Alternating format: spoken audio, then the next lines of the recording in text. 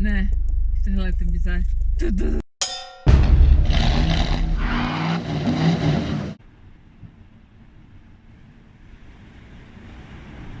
Si je pa prvošla masažo obraza, draga moja, kako je bilo? Odlično. Daj ne, me snemajo v glavo, no.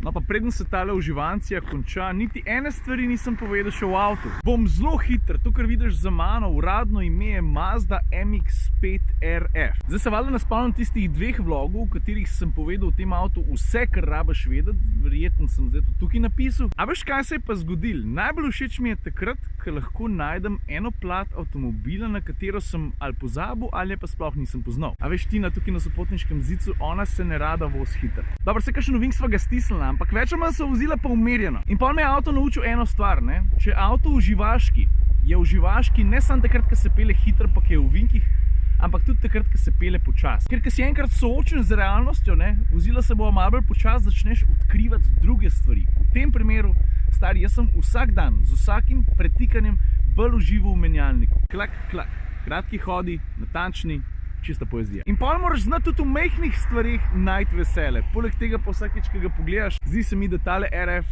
zgleda ravno zaradi te strehe, zaradi te oblike še boljša, kot navadna MX-5. Pa tudi to, da je par 10 kg težja zaradi mehanizma, pa tako naprej, se v ovinkih čisto nič ne pozna. Avto mi je všeč, ker je nizek, ker je športen in ker je kabrio. Roadster. Ti pa tudi nisi tak slabi.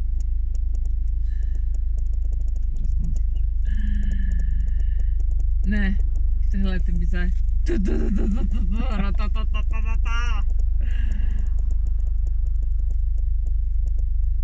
Razkural si me malo.